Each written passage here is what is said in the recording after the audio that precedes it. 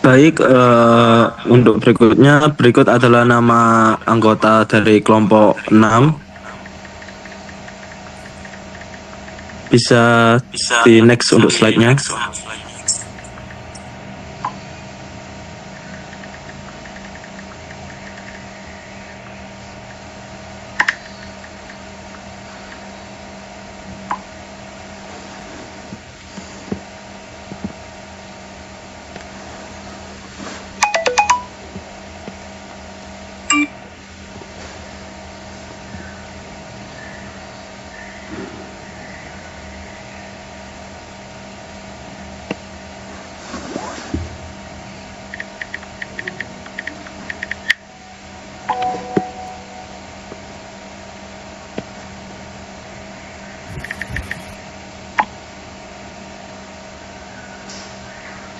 Biografi dan latar belakang kehidupan Soekarno. Insinyur Soekarno atau kerap dipanggil Bung Karno, lahir pada tanggal 6 Juni 1901 di Surabaya, Jawa Timur dengan nama kecilnya Kusno Sosrodihardjo dan wafat pada 21 Juni 1970 di Jakarta.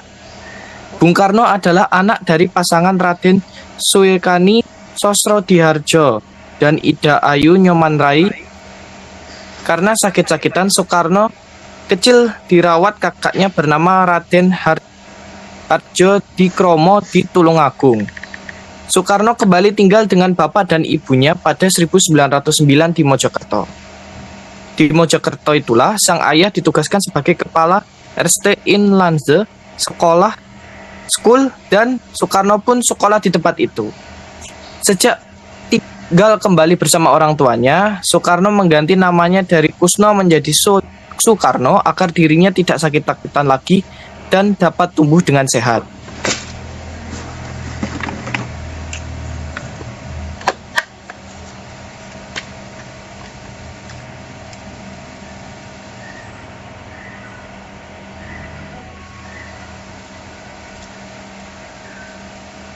Pendidikan Soekarno.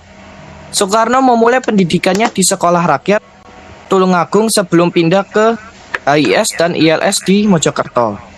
Ia kemudian melanjutkan ke HBS Surabaya, di mana ia mulai aktif dalam organisasi pergerakan dan tinggal di rumah Dio Kroaminoto. Lulus pada 1921, ia ingin belajar di Belanda, tetapi akhirnya masuk Technische Hogeschool, sekarang ITB, sebutannya di Bandung. Selama kuliah, ia semakin aktif dalam perjuangan nasionalisme hingga meraih gelar insinyur pada 1928. Berkat pemikirannya, ia dianugerahi gelar kehormatan dari Universitas Dalam dan Luar Negeri. Next.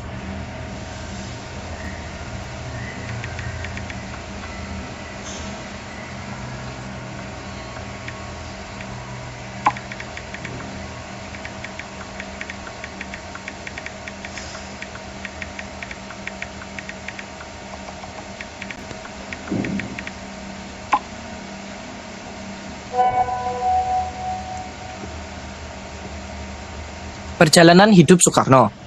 Pada tahun 1926, Soekarno mendirikan Algemene Studiekloon (ASC) di Bandung. Kemudian, pada bulan Juli 1932, Soekarno bergabung dengan Partai Indonesia atau Partindo yang merupakan pecahan dari PNI. Ketika Soekarno menjadi tahanan pada 29 Desember 1926 yang ditangkap oleh Belanda. Pada 30 Desember 1926, ia dipindahkan ke Bandung dan dijebloskan ke penjara Bancui. 18 Desember 1930 dipindahkan ke Sukamiskin, lalu dibebaskan pada 31 Desember 1931. Pada Agustus 1933, ia ditangkap kembali lalu diasingkan ke Flores. Pada tahun 1938 sampai 1942, ia diasingkan kemudian dibebaskan saat penjajahan Jepang tahun 1942. Next.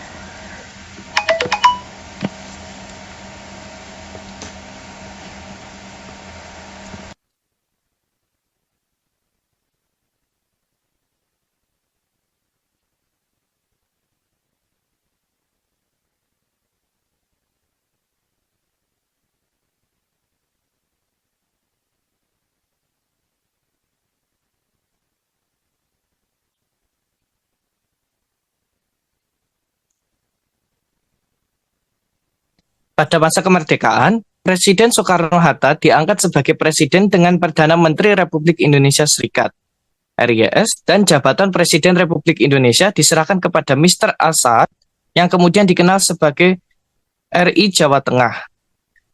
Sakit hingga meninggal, kesehatan Soekarno sudah mulai menurun sejak bulan Agustus 1965. Ia mengidap gangguan ginjal. Ia bertahan selama 5 tahun sebelum akhirnya meninggal pada hari Minggu 21 Juni 1970 di Rumah Sakit Pusat Angkatan Darat RSPAD Gatot Subroto, Jakarta. Next.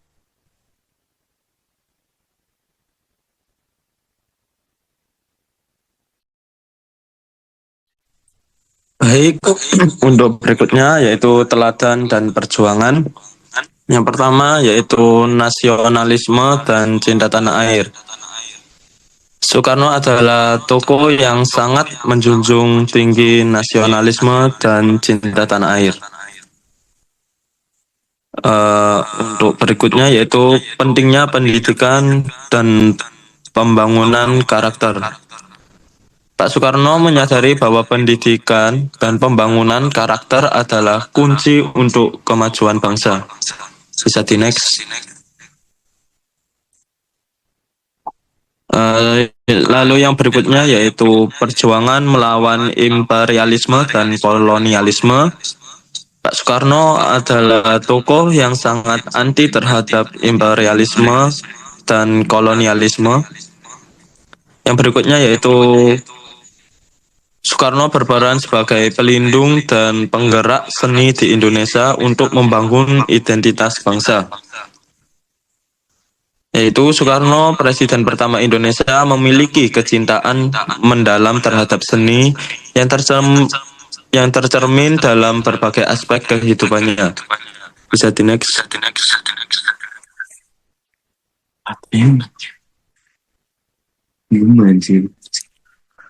Relevansi dengan Indonesia saat ini. Yang pertama yaitu nasionalisme. Penekanan Soekarno pada nasionalisme dipandang sebagai kekuatan pemersatu bagi Indonesia yang merangkul berbagai kelompok sosial dan menggabungkan nilai-nilai agama.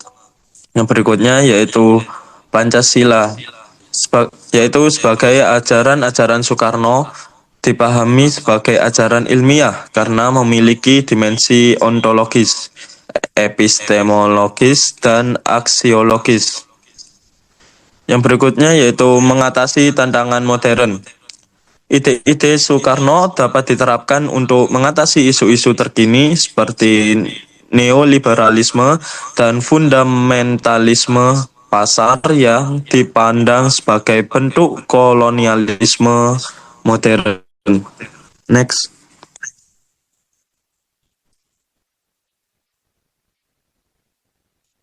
Yang berikutnya yaitu geopolitik. Pemikiran geopolitik Soekarno menjadi landasan kebijakan sekaligus menjadi instrumen untuk melihat perubahan serta keberlanjutan politik luar negeri dan pertahanan negara pada pemerintahan selanjutnya dan saat ini. Lalu, konsep Nasakom merupakan gabungan antara tiga ideologi berbeda di masyarakat yang berawal dari polarisasi politik. Fenomena yang kerap terjadi yang berkaitan dengan konsep Nasakom yaitu saat masa pemilu. Bisa di next. Yang berikutnya ada kemandirian.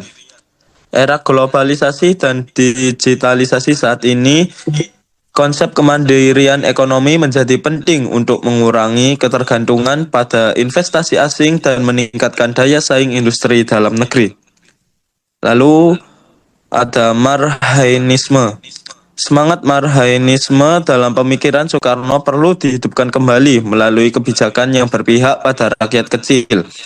Penguatan industri dalam negeri serta revitalisasi gotong royong sebagai dasar pembangunan ekonomi.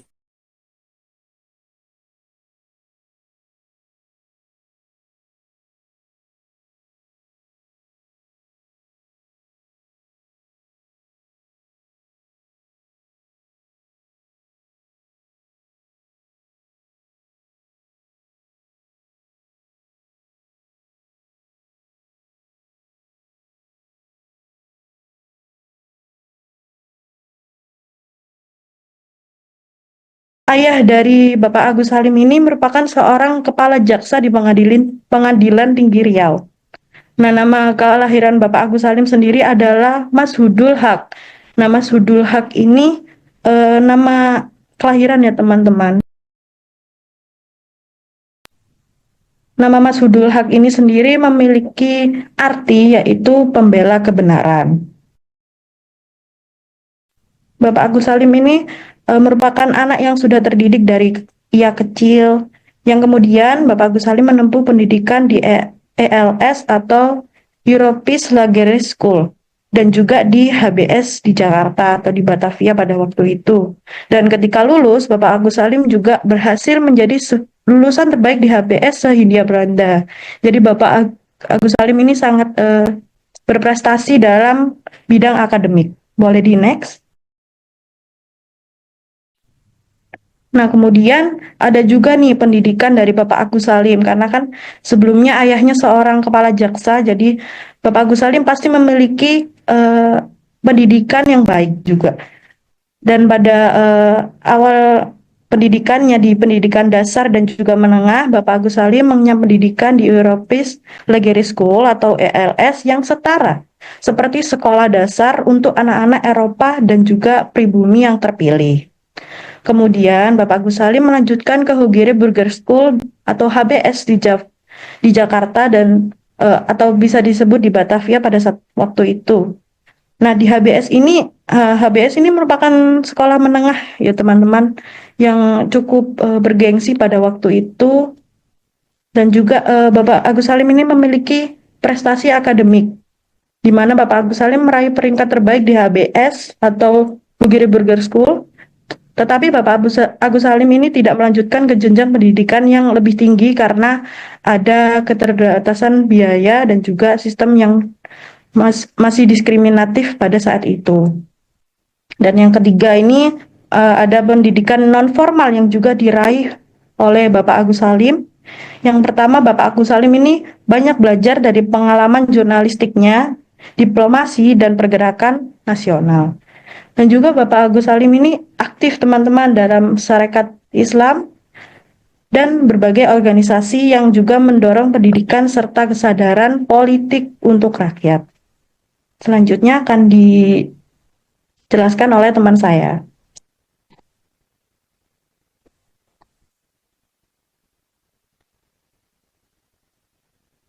Baik, saat ini saya akan menjelaskan biografi Bapak Agus Salim ini. Yang pertama yaitu awal karir. Pada tahun 1906, Agus Salim bekerja sebagai penerjemah di konsulat Belanda di Jeddah. Selama di sana, ia memperdalam pengetahuan tentang Islam dan berinteraksi dengan Syekh Ahmad Khatib, seorang ulama terkemuka asal Minangkabau.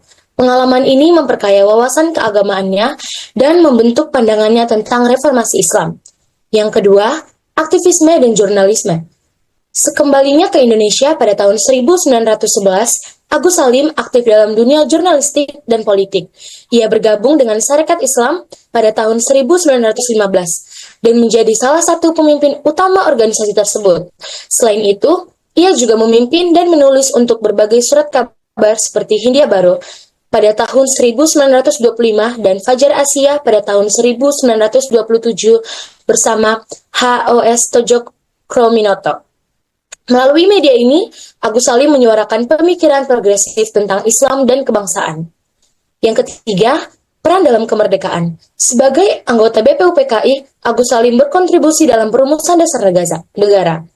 Setelah proklamasi kemerdekaan, ia menjabat sebagai Menteri Muda Luar Negeri pada tahun 1946 sampai tahun 1947 dan Menteri Luar Negeri Indonesia pada tahun 1947 hingga 1949. Agus Salim berperan penting dalam diplomasi internasional. Dan pada akhir hayat, setelah pensiun dari dunia politik, Agus Salim tetap aktif menulis dan berdiskusi mengenai pemikiran Islam modern dan isu-isu kebangsaan. Bisa di next? Dan teladan dan perjuangan dari Bapak Agus Salim ini, yang pertama yaitu politik. Bapak Agus Salim dikenal sebagai sang diplomat ulung. Bapak Agus Salim memiliki peran sentral dalam diplomasi Indonesia di awal kemerdekaan. Beliau juga terlibat dalam perundingan Linggarjati dan Renville dan pernah menjabat sebagai Menteri Luar Negeri. Dan dalam bidang sosial, Agus Salim memperjuangkan keadilan sosial bagi seluruh rakyat Indonesia dan juga merupakan seorang tokoh yang sangat menghargai persatuan umat Islam. Dan Bapak Agus Salim ini juga berpendapat bahwa solidaritas internasional penting untuk mencapai perdamaian dan keadilan dunia. Selanjutnya akan disampaikan oleh rekan saya.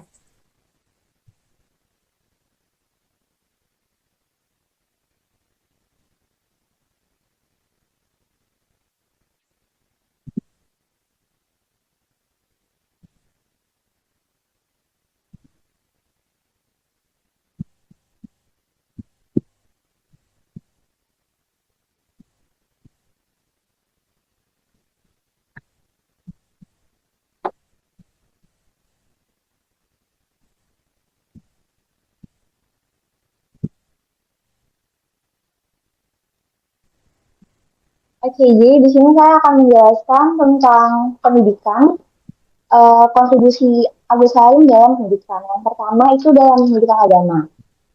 Agus Salim menekankan pentingnya pendidikan agama bagi generasi muda. Beliau berpendapat bahwa pendidikan agama dapat membentuk karakter dan moral yang baik. Beliau juga mendorong pengembangan kurikulum pendidikan agama yang relevan dengan perkembangan zaman. Yang kedua, dalam pendidikan umum. Selain pendidikan agama, Agus Salim juga menekankan pentingnya pendidikan umum. Beliau berpendapat bahwa pendidikan umum itu dapat membekali generasi muda dengan pengetahuan dan keterampilan yang dibutuhkan untuk bersaing di era global. Beliau mendirikan sekolah-sekolah dan lembaga pendidikan. Untuk yang ketiga ada pendidikan perempuan. Agus Salim itu berpendapat bahwa pendidikan umum dapat membekali generasi muda dengan pengetahuan dan keterampilan yang dibutuhkan untuk bersaing di era global. Agus Salim ini adalah pendukung emansipasi perempuan. Untuk dalam bidang seni, Agus Salim itu memiliki minat dalam seni seperti menulis puisi dan artikel yang berisikan tentang politik dan juga isu sosial. Yang pertama itu dalam sastra dan puisi. Agus Salim itu memiliki minat yang besar terhadap sastra dan puisi. Beliau sering menulis puisi dan artikel tentang berbagai isu sosial dan politik. Karyanya mencerminkan pemikiran yang mendalam dan gaya bahasa yang indah. Karyanya juga menjadi inspirasi bagi banyak orang. Dan yang kedua, dalam musik. Agus Salim juga menyukai musik. Beliau sering bermain biola dan menyanyi. Musik baginya adalah sarana untuk mengekspresikan emosi dan menyampaikan pesan. Yang ketiga, ada seni rupa. Nah, selain sastra dan musik, Agus Salim juga tuh mengagumi seni rupa. Beliau sering mengunjungi museum dan galeri seni. Beliau juga berpendapat bahwa seni rupa dapat memperkaya jiwa dan meningkatkan apresiasi terhadap keindahan. Beliau juga mendukung para seniman. Next.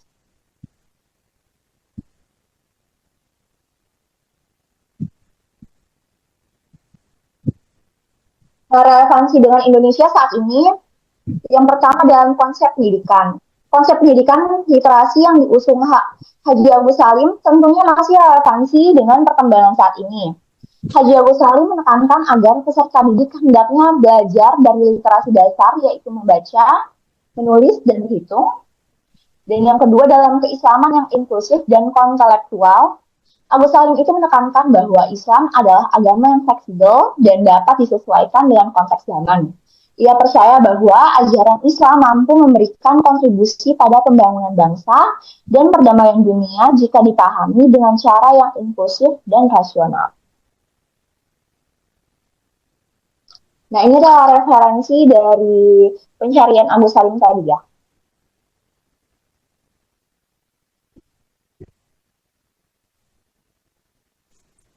Baik, berikut adalah terima kasih kepada teman-teman yang sudah memaparkan materi. Di sini kami membuka untuk pertanyaan sebanyak 3 kali pertanyaan. Silakan untuk teman-teman yang bertanya dipersilakan.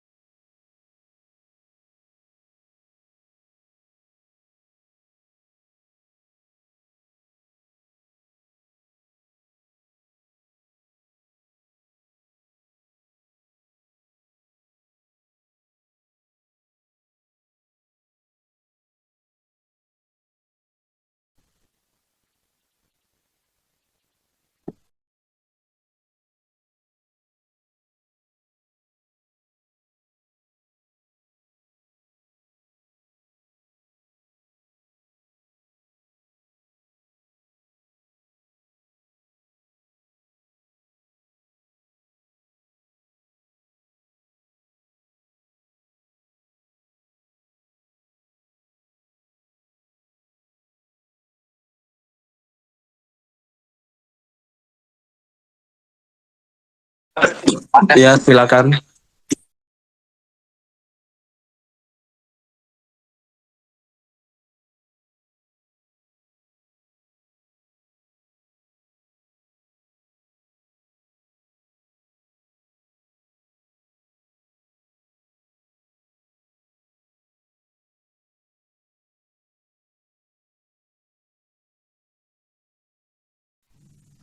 Baik, sudah jelas. Untuk pertanyaannya akan kami tampung dulu. Untuk penanya kedua, dipersilakan.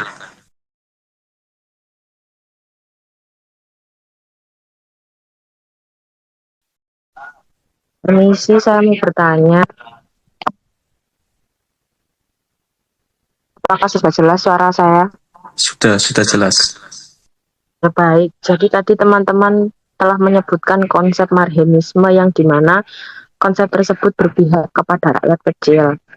Pertanyaan saya, apa peran Soekarno dalam mengembangkan konsep marhenisme dan bagaimana ide ini mempengaruhi kebijakan ekonomi Indonesia pada masa awal kemerdekaan? Apakah sudah jelas atau mau saya ulangi lagi? Sudah jelas. Terima kasih. Ya, sama-sama.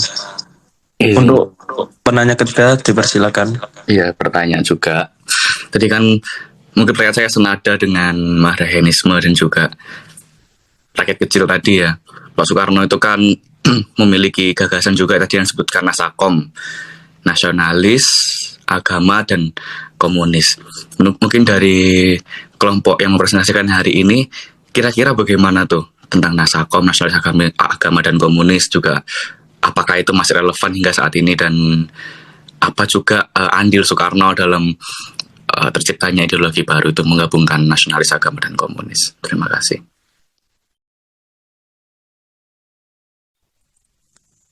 Baik, terima kasih untuk rekan-rekan yang bertanya. Untuk pertanyaannya akan dijawab oleh rekan-rekan kelompok saya. Dipersilakan.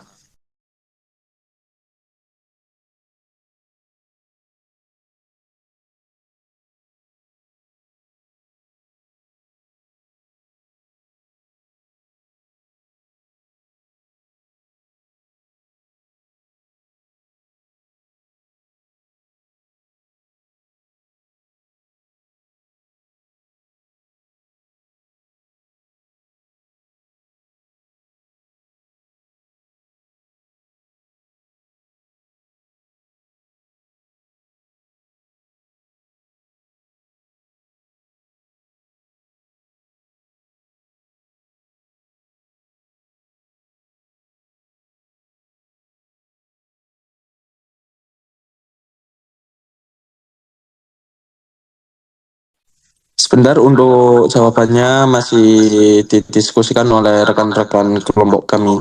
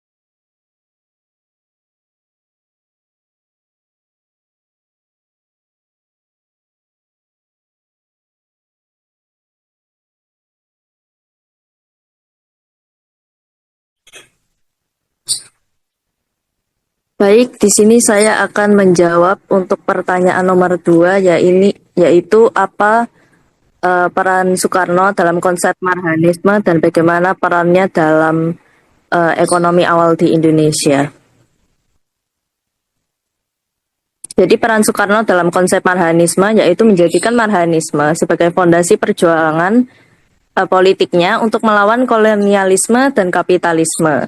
Ia mengaitkannya dengan sosialisme yang tidak ekstrim dan menekankan kemandirian ekonomi rakyat kecil. Kemudian Soekarno menerapkan dalam konsep ekonomi nasional. Kemudian apa pengaruh konsep Marhanisme terhadap kebijakan ekonomi Indonesia pada awal kemerdekaan? Yang pertama yaitu nasionalisasi aset asing.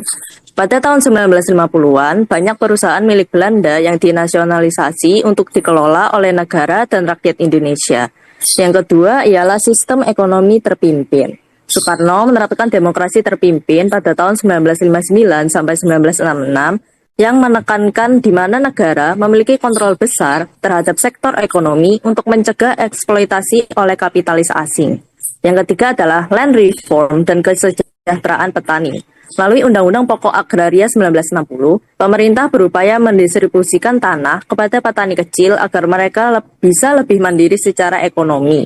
Yang keempat yaitu pembangunan infrastruktur dan industrialisasi. Soekarno mendorong proyek-proyek besar seperti pembangunan Monas, Stadion Gelora Bung Karno, dan jalan raya yang bertujuan untuk memperkuat ekonomi nasional dan memberi lapangan pekerjaan bagi rakyat kecil. Apakah sudah menjawab? Baik, sudah. Terima kasih. Terima kasih.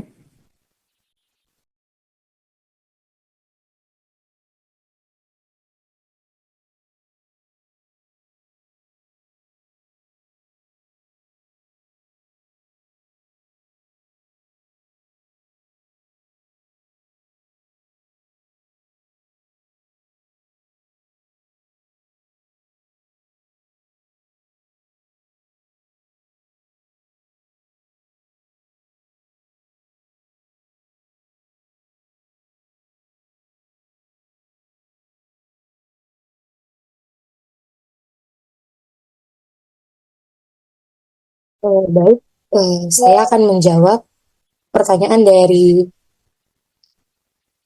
Zahni terkait bagaimana tentang Nasakom menurut kelompok kami dan apakah masih relevan dan apa andil Soekarno dalam pembuatan idealisme baru Nasakom. Yang kita tahu Nasakom merupakan gabungan antara 3 ideologi yaitu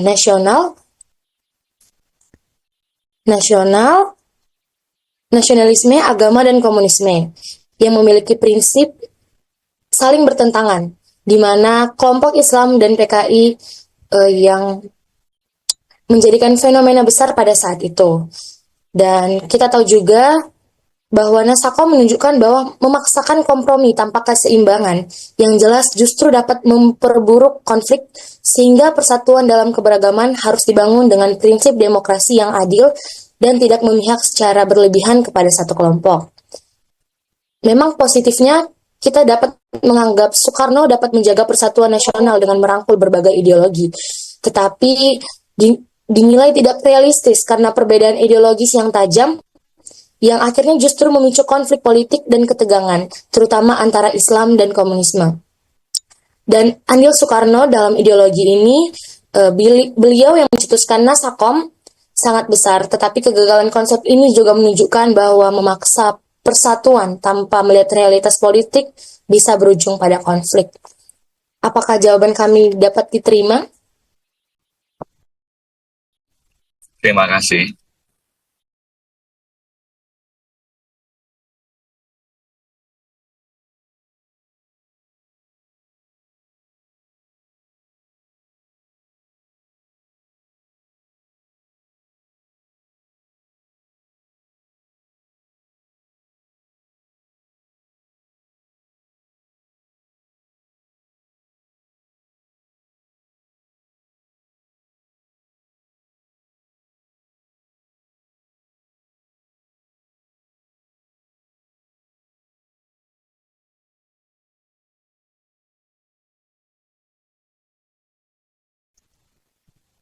Saya akan menjawab pertanyaan ketiga.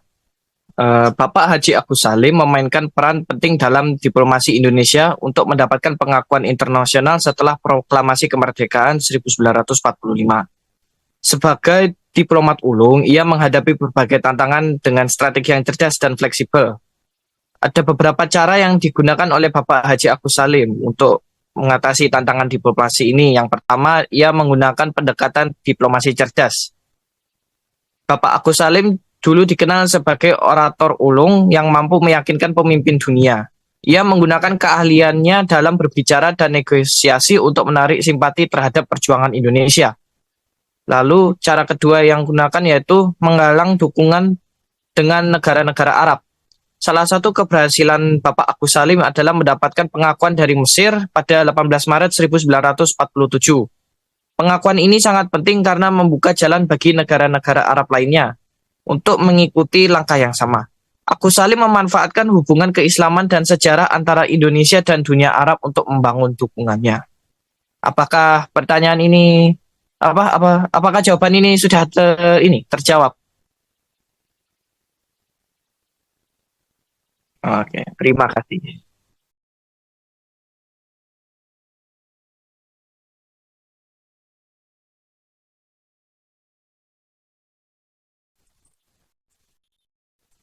Baik, sekian presentasi dari kelompok 6.